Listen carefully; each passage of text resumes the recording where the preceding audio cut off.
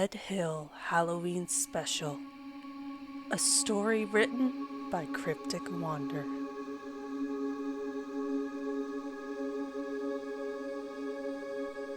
Dark clouds fill the sky. The rumbles of thunder come down from the mountains, and children won't stop ringing our doorbell. Halloween is finally upon us. Hello everyone, this is your creepy host Matt here. I had to take a break from my main story to present you with this special. Don't worry, it doesn't fit into the continuity of the rest of the series, so if you're new to it, you won't be completely lost. Without further ado, I give you the Redhill Halloween Special. The day was unseasonably warm for Avon, Maine. My brother Zach and I had been working all day getting the lawn cut and chores done so we could help Serena with the pool shed off the side of the house. We all had a love for Halloween and wanted to do something great this year, so we decided to turn the shed into a haunted house. Plastic skeletons and paper ghosts littered the outside, along with the sign that proclaimed trespassers will be eaten. Unfortunately, as fun as that theme was, it was also true. We took extra precautions and double-chained the bulkhead doors to the cellar, but we couldn't be responsible for those that got lost. It's pretty unlikely that it would happen, but Captain Bubbles would eat the children in a heartbeat. To his credit though, the added effect of having an actual ghoul bang on the doors from down below would be a bonus. Even Uncle Bob was getting into the spirit, as much as a ghost can, I suppose. He's been walking around talking about back in the day when kids didn't need parents to go trick-or-treating, and how most of the treats used to be homemade. Nobody worried about being poisoned or stabbed with a razor blade when biting into a red delicious. It's pretty cool to hear about how things used to be, when holes in a bedsheet was a popular costume. But I'm starting to get concerned about our beer supply. I can't tell you for sure, but I think the fact that it's Halloween makes his form more solid. He almost looks like he did when he was alive, and he isn't floating around all over the place. He also isn't leaving a trail of beer on the ground everywhere he goes. I could be wrong, but he might even be a little drunk. Something to do with the veil of the dead and all that. Finally, we were close to being finished. Kids would come in, and Zach would jump out dressed as a roast turkey and scare them. They would get some punch and candy and be on their way out the back door. Serena was dressed as a witch, donning a purple hat with entirely too much glitter, and was tasked with handing out the treats. I would be the one to lead them out. My costume was the best, by the way. I was dressed as Edgar Allan Poe. Twice Zach asked why I was dressed like Gomez Addams, so I learned to just ignore it. Serena went back outside to check on the decorations one last time, and I got a great idea. I went over to the side of the woodpile and hurried over Zach and Uncle Bob. All right, when she comes back in, don't make any noise. On my signal, we'll jump out and scare the hell out of her. Sounds good, man. I haven't heard her scream since we were kids, and I threw that spider in her hair, laughed Zach. I think she was the one that threw the spider in your hair, and that was also you screaming, chuckled Bob. Before Zach had a chance to defend himself, the door opened up again, and I shushed them both. I think I see people, she started, then stopped, seeing the shed was empty. She began walking around with a confused look on her face, and when she came close, I silently counted off my hand. 1, 2, 3 was all I could get out. The ground beneath us quickly opened up, pulling the three of us down with it. We landed on soft dirt in a shallow pool of water, thankfully, and Serena began to call out. "Don't come near it," I yelled. "You could end up falling in too. Just go get help from the fire department," I yelled up.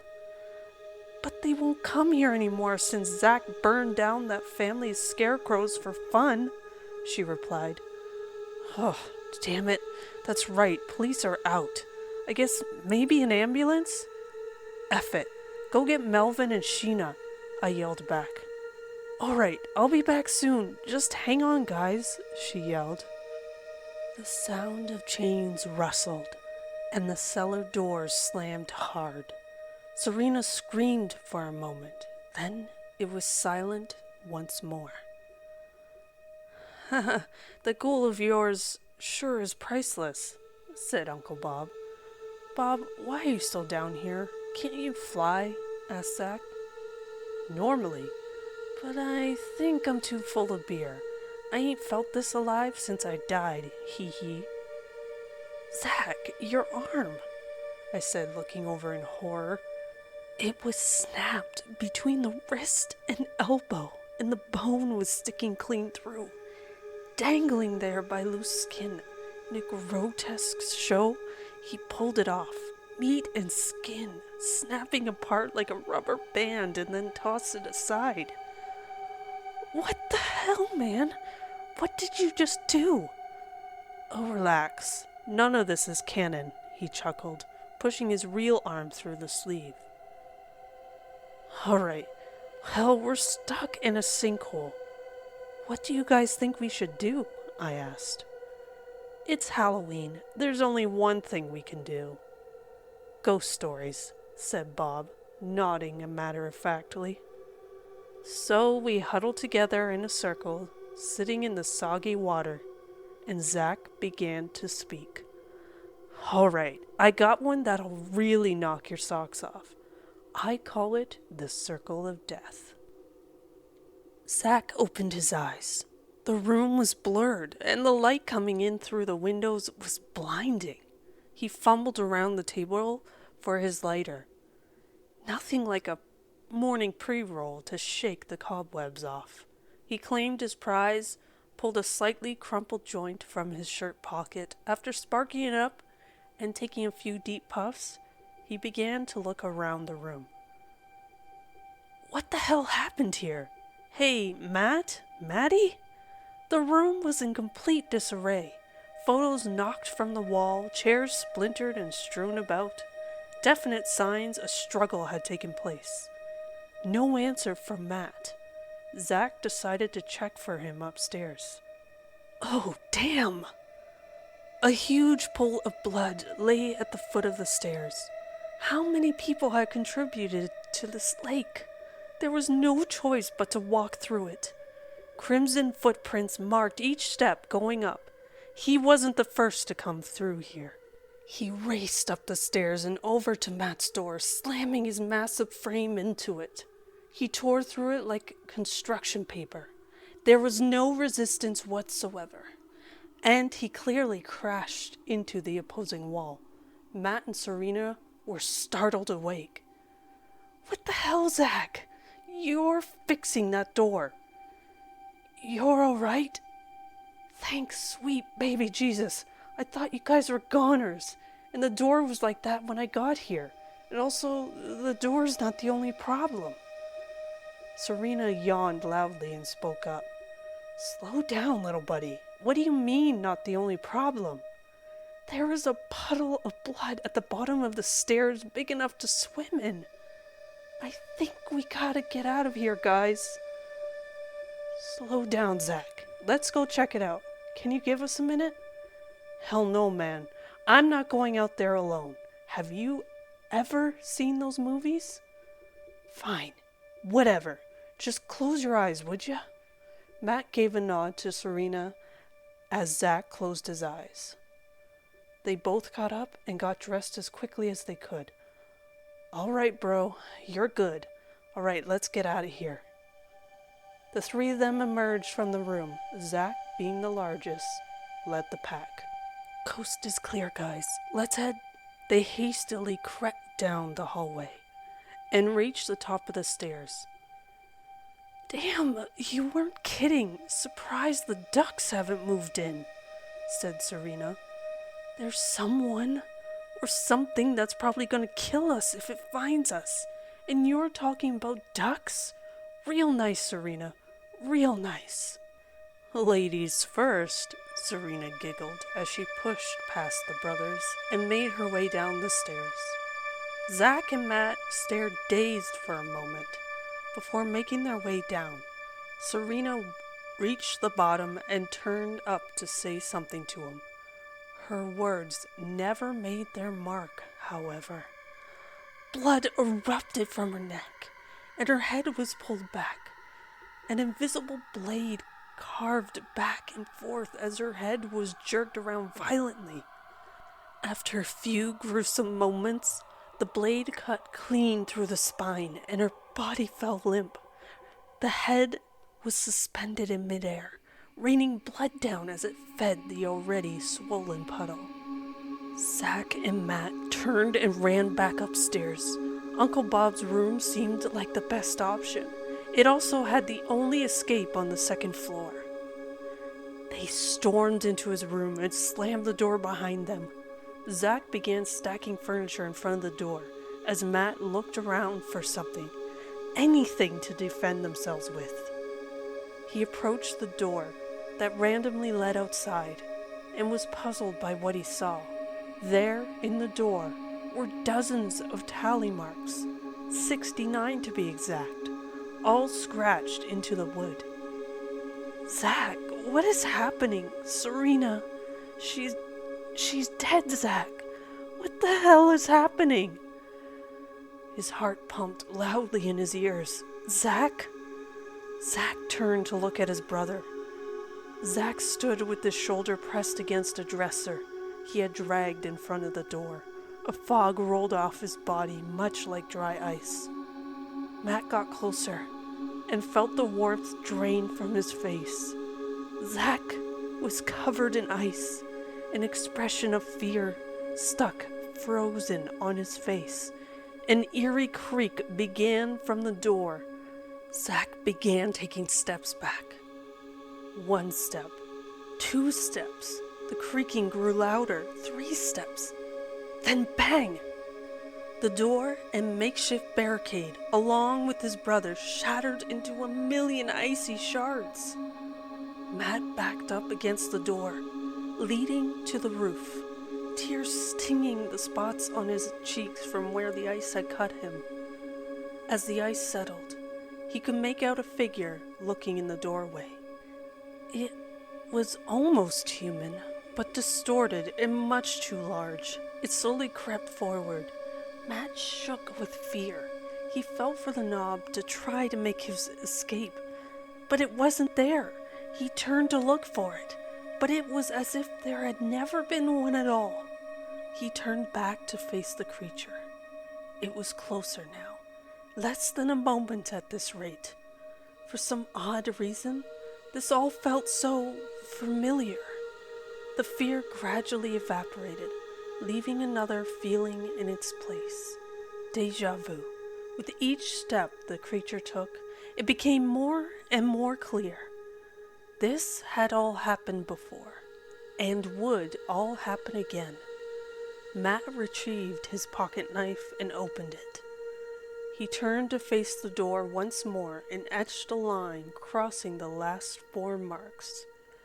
Guess this makes 70. He felt a strong, clawed hand on his shoulder and hot breath on his neck. He closed his eyes and placed the knife back in his pocket. Scratch, scratch, scratch. Zach finished his story, and we could all hear the sound of something being scraped in the distance. Serena? Zach yelled. There was no reply. The scratching continued, but we just resumed our stories. That was actually pretty good, Zach, I admitted. Thanks. I used that time I almost died in the old folks' home as inspiration. Evil place. Well, I've been telling you kids history all night. I suppose one more story couldn't hurt. I don't really got a name for it. Most folks didn't give titles to those stories back then. But I guess you could call it The Gathering of the Dead. It's been pretty quiet around here for the past few years, other than the occasional spirit passing through. The house was built in 1820, and many generations have come and gone. In old times, people didn't leave home much, so most died at home and were buried nearby. Oftentimes, the grave markers were forgotten or lost track of over time. Who knows how many souls you disturb by just mowing the lawn? I have met up with probably a dozen spirits here. Some are silent and just whisk around, not really wanting to be seen. Others are loud with sounds or actions trying to rid the place of the living that disturbed them. There are also child spirits, still playful and impish even in death. I guess they don't know the scope of what happened to them. Halloween seems to be an active time for the spirits. They all come out at once, so you get a variety of activity. A few years back, I was watching the news and I heard a baby crying upstairs. I knew there were no living people or animals in the house, but I had to go take a look. I found nothing up there, but heard a ruckus downstairs. I came down and the kitchen table had been moved to the center of the room. The spare leaf had been put in the center to make it bigger, and every chair and stool in the house was gathered around it. Even my damn recliner. I decided that if they were going to have a gathering, probably I ought to go out on the town for the night and let them have at it. It was nearly 7 on a Friday night, so the local bar was starting to get a crowd. Mind you, it's a small town, so a crowd consists of 20 people.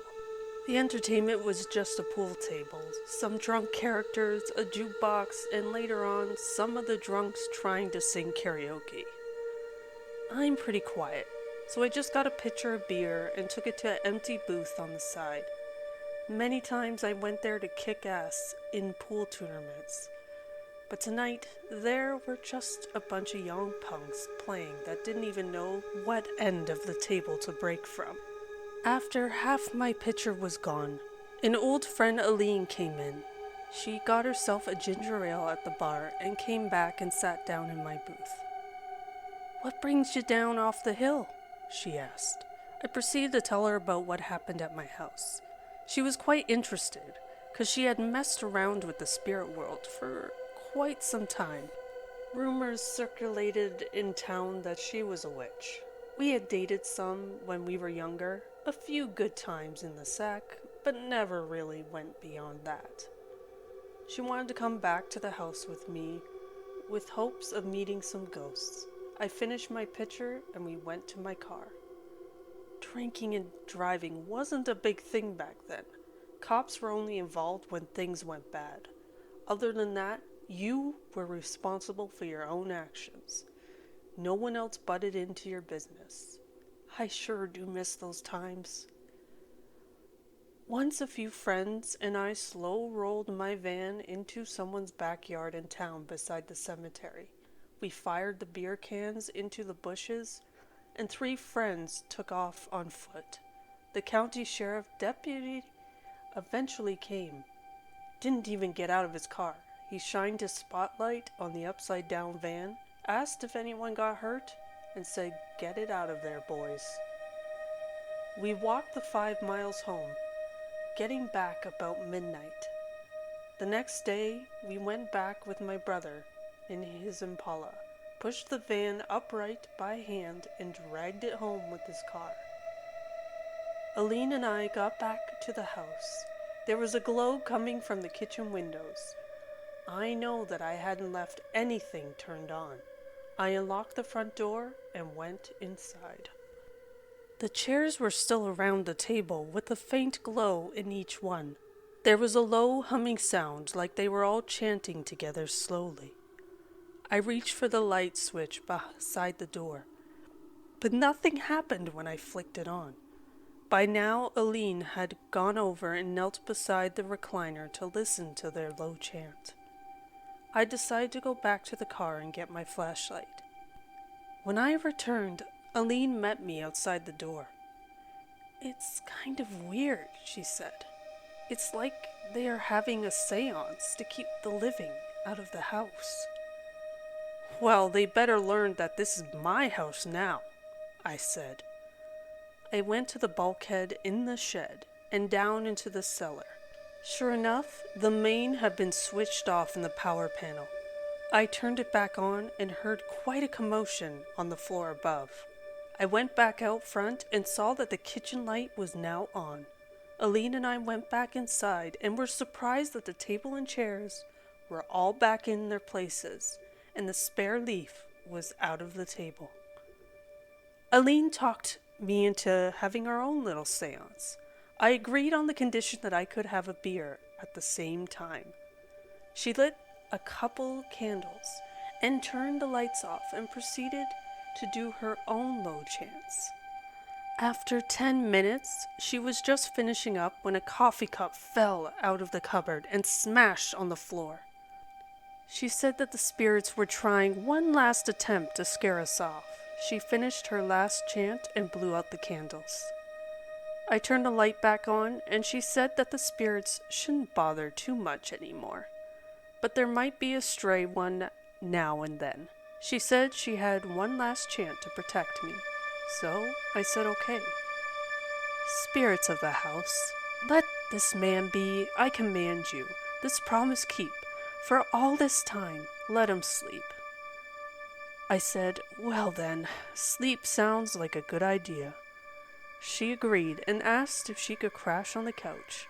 I said of course, and the night was quiet after that. There hasn't been much spirit activity here since that night. When he was done speaking, Zach and I slowly looked over to each other. Our eyes were wide, and we locked sight. "Ah!" we both screamed, hugging each other in a mock show of terror. "I hate to say it, but that was about as lame as soggy toast, Uncle Bob," Zach said. "Yeah, I mean it was good, but it wasn't all that scary," I said. Just as the words left my lips, we could hear things being rapidly moved around the house. There were murmurs, like people talking and laughing, and I swear I could hear a baby crying. "Oh, don't mind them. They're just having their annual get-together. You go ahead and tell your spooky tale, Matt," he said with a chuckle. "All right, I guess it's my turn. I call it Frank and Zach." The sun had set not too long ago, and darkness overtook the cemetery. Everything was all grainy and in black and white, as color hadn't been invented yet. Not a single soul, living or dead, could be heard. Only the sound of the shovel scraping into the dirt again and again. "Damn it, bro. Why did you have to try and teach that moose remedial Spanish?" Matt hissed to himself. He continued to dig until he hit the casket. Brushing the dirt aside, he lifted the heavy 3-foot coffin out of the hole and onto the grass above. Letting out a sigh, he climbed out and brought it over to the truck, tossing it unceremoniously in the bed. With that, he left and went back to the house. After lugging the coffin up the stairs and onto the roof of the pool shed outside of Uncle Bob's room, Matt kicked off the top, revealing the small figure inside. It was a great thing the circus was in town that week. Being such a small population, deaths were scarce, and fresh bodies were hard to come by. It was by a stroke of luck that the lion went feral that day. The lion tamer whipped the creature one too many times, and the clown who stood near it had his legs ripped to shreds. It was unfortunate that he was also a small person. But beggars can't be choosers. He glanced over to Zach's ruined body once more before cutting open the little man's skull. Matt tugged the brain out, making a wet pop as the stem detached, then tossed it aside. Taking Zach's brain, he shoved it inside, then closed it up. The legs were really a problem, so he decided to swap them around too. Wait, this is like next level surgeon stuff you're talking about here. How are you gonna swap them out like that, like it's a Mr. Potato Head? Asked Zach. Will you be quiet? Just don't worry about it, I shot back. So the body and brain finally together, Matt continued his dark work and raised the table. It was only a couple feet up, as he didn't have an actual lab to work with. But he stepped back and waited. Thunder had been promised tonight in the forecast, and while the sky was full of clouds, they continued to drift on by in the peaceful night. Are you kidding me? Matt yelled. I spent all day at a freaking circus tent, dealing with other people's terrible children. Subtly shooting a lion in the butt with a pellet pistol, and dug up a clown's body for the weather to be wrong? No, you're going to give me lightning like you promised, goddammit.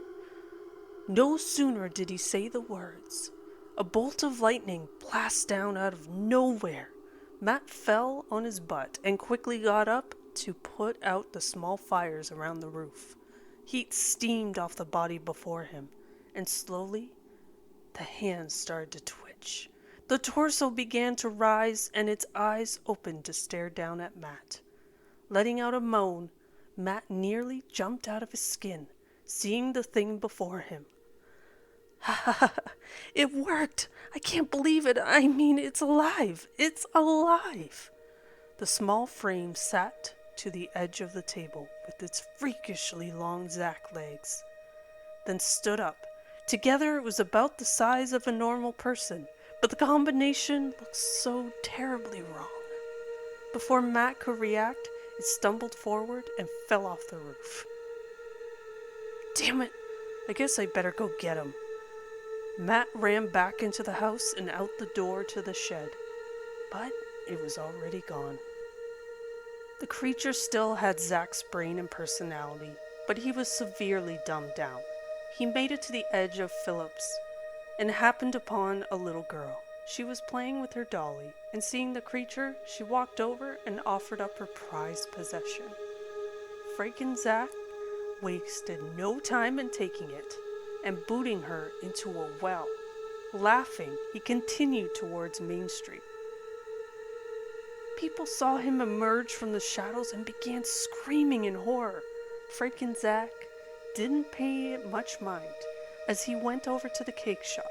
Breaking the display window, he proceeded to devour as many confections as he could. His stomach was much smaller than he remembered, though, and it equated to about half a cake. Stuffed full of a few pieces, he ran toward the apartment complex that housed a few of the town's local whores.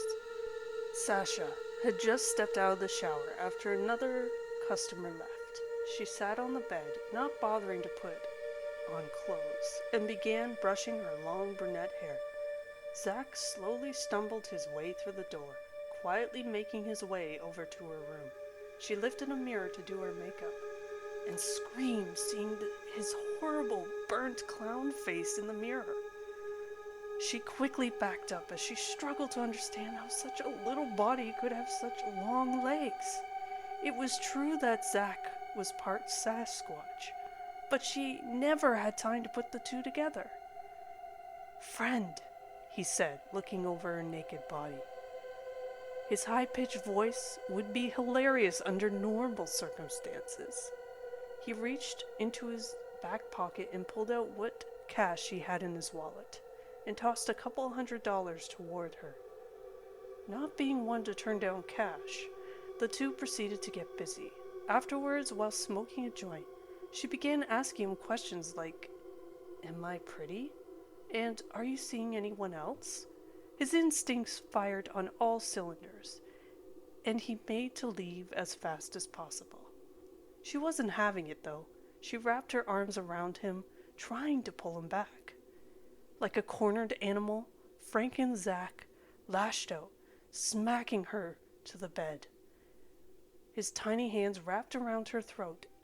As much as she scratched and slapped and almost threw him off, she finally lay still. Bad, bad lady, he yelled in his high-pitched tone. He left her dead body there as he took to the streets, heading to the one place that he knew he would be safe. Unfortunately, word around town had spread, and the townspeople began gathering anything they could as weapons and carried torches through the streets. Frank and Zach ran as fast as his freakishly long legs could carry him, which was pretty fast. And finally, up ahead, his haven came into view. It was the Bull, the local pizza place that Serena used to work at. Not wasting a second, he smashed through the door and struggled to push tables up against it. The two guys working inside were understandably confused when they saw this thing appear inside their establishment. They went up to tell him off, and he began to growl at them. They laughed as his little arms couldn't quite reach him, and they started pushing him around, back and forth. Frank and Zach gave mighty screams of anger that were to no avail. Matt, knowing his brother's eating habits, went to the bowl as well.